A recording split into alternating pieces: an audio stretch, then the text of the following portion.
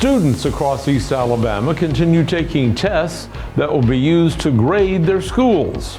A new City Hall building opens to the public on Sunday, and darkness shall descend upon the earth next week. We'll have these stories and more coming up.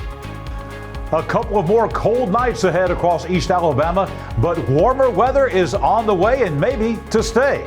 We'll have the complete weekend forecast for all of East Alabama coming up. Coming up in sports, one local head baseball coach got his 100th career win. We have more on that in just a minute as EAN Local News starts now.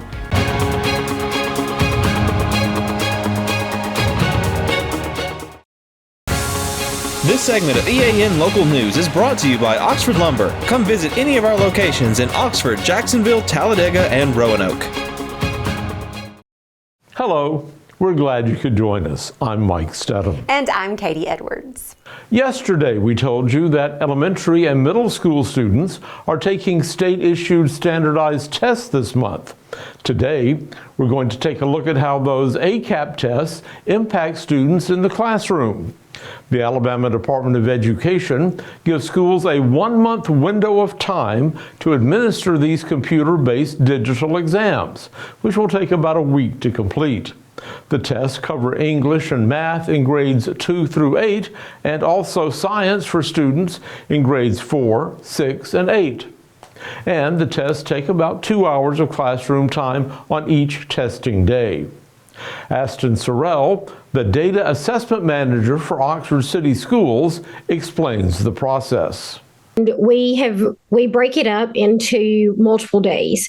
So we'll start with our ELA next week, and we'll have 2 days to do that. They have 4 total sessions, and the sessions range from about 30 minutes to about 50 minutes. So most of our schools start at around 8 o'clock. So typically by about 10 o'clock, we would be finished testing in a given day. Then we have math we have 2 days for, and then science we only have 1 day for because it's a smaller test. Some area school systems, including Jacksonville and Calhoun County, are testing this week. At least one other system, Oxford City Schools, will be testing next week. Educators take these exams very seriously. How well their students score is used to determine if each school is teaching effectively. Teachers encourage students to take the exam seriously as well, giving them prep tests, homework breaks, and a lot of encouragement. Rhonda Perry, Oxford's Academic Accountability Coordinator, says they even send notes to parents, encouraging them to be extra vigilant in getting their students to school on time during test week. We want to make sure that they get a good night's rest, that their day is not interfered by complications or things that happened at night, that they're not going to brother's basketball game or baseball game and staying up until 10 o'clock, and not getting the rest they need, or they're coming to school hungry. And that's okay if they are, because we will feed them a good breakfast. So we've even taken that piece off, but getting there on time, because we all know as adults, and kids feel the same way, if I'm coming in late and the testing has already begun, I'm already off of my schedule and routine, and I'm already feeling stressed because now I have to come into a classroom that's already started. So starting their day off well and letting them know this is important, but you've got this, buddy. We let them know how important the testing is, and they know because we've been working up to this all year long. But when the test is over at the end of the day, we're going to celebrate good hard work. We're going to take some time and enjoy and celebrate those kiddos and what they've done today, but then make sure that they're ready to come in and let's do it again tomorrow.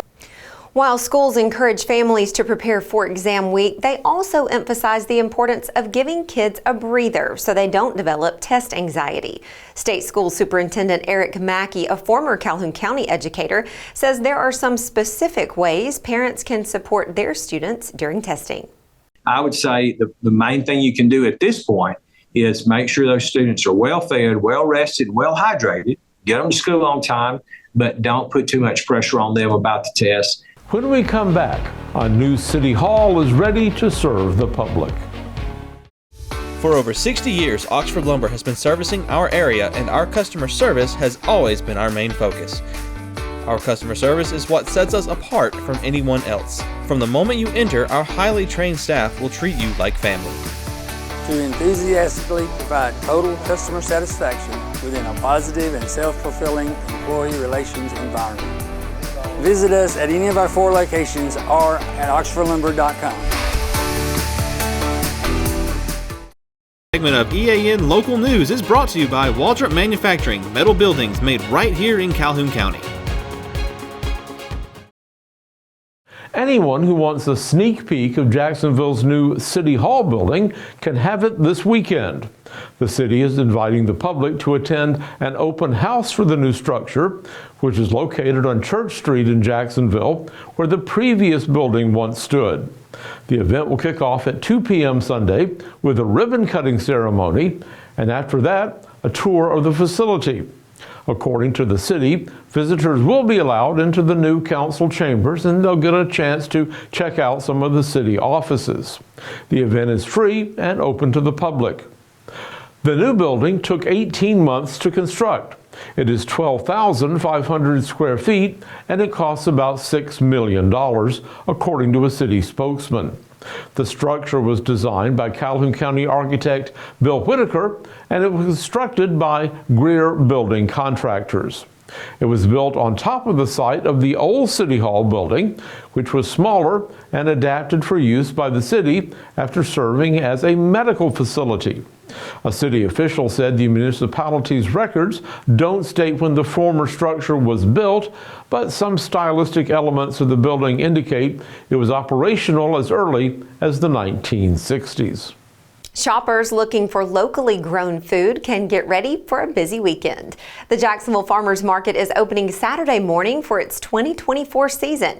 Area vendors, farmers, and makers will be on tap to sell their wares from folding tables at the city's Public Safety Center behind Walmart, just off George Douthit Drive. That's going to take place between 7 a.m. and noon. The event will feature remarks by Mayor Johnny Smith. In an announcement on their new Facebook page, operators of the Farmers Market called the opening the perfect opportunity to support local businesses, indulge in fresh, delicious treats, and soak up the wonderful community spirit.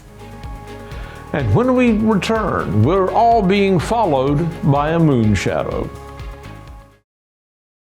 For metal buildings in Alabama and the Southeast, Waldrop Manufacturing is your one-stop source. A Waldrop metal building provides the coverage and protection your investments need.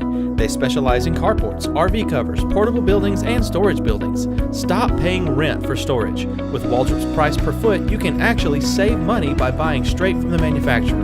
Waldrop buildings are guaranteed because Waldrop manufactures buildings with U.S. steel right here in Calhoun County. Waldrop Manufacturing, serving the entire Southeast. Give them a call today. This segment of EAN Local News is brought to you by WM Grocery, located in Heflin, Wadowee, Roanoke, and in Piedmont. Solar eclipse fans in East Alabama will be able to step outside Monday afternoon around 2 and watch indirectly, of course, as 86% of the sun's brightness will be dimmed by a partial eclipse. According to NASA, that event will actually start at 12:40 p.m. and reach maximum darkness at 2:02. The sun will return to its shiny glory by 3:17. Several area institutions will offer special programs during this eclipse, including Jacksonville State University, where the campus and local communities are invited to safely view the phenomenon on the TMB lawn. Science faculty and students will share a variety of safe viewing options, including solar eclipse glasses and a telescope with a solar filter. Scientists and eye doctors remind us that under no circumstances should anyone attempt to view the eclipse without proper safety equipment. While the campus hosts that party, the JSU Field School will host its own public eclipse viewing party at the Little River Canyon Center near Fort Payne. STEM activities and crafts will be used to illustrate the science behind solar eclipses, and music and snacks will be offered. Eclipse viewing glasses will be available for sale in the gift shop. The Canyon event is also free and open to the public. Also, the Oxford Public Library will have a solar eclipse activity day on Sunday starting at 2 p.m. It will feature activities and programs for all ages, including a very powerful solar telescope so people can take turns observing the sun safely. The library's solar eclipse viewing party will start Monday afternoon at 1. The public is invited to bring solar eclipse glasses, a beach towel, and a picnic lunch. Weather permitting, the party will be in the library's courtyard for a great view of the sun and the moon. But the best view of the total solar eclipse will be Monday afternoon in Anniston. Unfortunately, that's Anniston, Missouri, which is 429 miles northwest of Anniston, Alabama. We'll just have to do the best we can with Anniston, Alabama. That's true. And you know what the one great eclipse killer is? No. Clouds. Oh. Because if it gets cloudy, nothing. No seeing the eclipse, right? And who knows more about clouds around here than John Holder? He joins us now in the EAN Weather Center to tell us, will there be clouds on eclipse day? John? Mike and Katie, plenty of sunshine coming up this weekend, but for the eclipse on Monday, might be some clouds in the way. We'll have the complete forecast details for the weekend and the eclipse coming up. Since 1993, WM Grocery has been a major part of our local community. WM offers the very best in fresh produce and an outstanding meat department. WM also has many local products not found anywhere else and fresh sushi every day. If you need an event catered, come see Mrs. K at any WM store. Curbside pickup is also available for your online grocery orders. Be sure to download the WM app for all the deals of the week and shopper rewards. Go check them out today at any of their locations. We take pride in our community and appreciate your business. Temperatures again today across East Alabama well below the average, staying in the low 60s. We would normally be in the low 70s in early April. A cold morning again this morning, 37 for the low. Again, about 10 degrees below the average for this time of year. Our record high temperature was just a year ago. A year ago today, it was 88 degrees. That set an all-time record high. The record low at 30. Sun setting tonight at 7:07. Your sun rising tomorrow morning at 6:24. Time for weather on your street for a Friday night. Another cold night ahead. Oriental Drive out in the Alexandria Valley. We're dropping down to 36 in Alexandria and all across East Alabama. Again, way below the average for this time of year. But beginning tomorrow, we're going to start to see those temperatures climb across East Alabama. As we look at Saturday, we're going to be looking at sunny and warmer on Tudor Lane in the Golden Springs area of Anniston. Pretty nice Saturday coming up. 67 for the high tomorrow, so warmer than today, still below average for this time of year, but all in all, we'll take it. No rain in the forecast whatsoever. As we look ahead to next week, wet weather is going to return to Burn Street in Southside. Not a complete washout. As a matter of fact, we'll just see unsettled weather coming for the week next week. Temperatures rising back into the 70s, but just about every day we're going to have a chance of rainfall across East Alabama. So some unsettled weather coming into the forecast. Here's the 7-day forecast for all of East Alabama. You're going to see that warm up really kick in on Sunday. Plenty of sunshine and high temperatures will be back into the 70s, 76 degrees. We go from below normal tomorrow to above normal on Sunday. Still another cold morning coming up, 40 degrees on Sunday morning. A few folks still may be in the 30s by Sunday morning, but we'll be done with that by Monday. Look at that low temperature, only 54, close to 80 again by Monday. A chance of a shower late in the day. That is not a big chance of rain, only about a 20% chance of a shower on Monday. We are going to see more beneficial rainfall coming into the forecast on Tuesday, Wednesday, and Thursday of next week. Even on Friday, we're still going to be looking at a chance of rain every day. Most of the rain chances 50 to 60% or higher. High temperatures are going to remain in the 70s. Nighttime lows mainly in the 50s, but we don't see any cold weather coming past Sunday morning here in East Alabama. Well, everyone's talking about the eclipse, and here it is. This is the path of totality. They're calling this.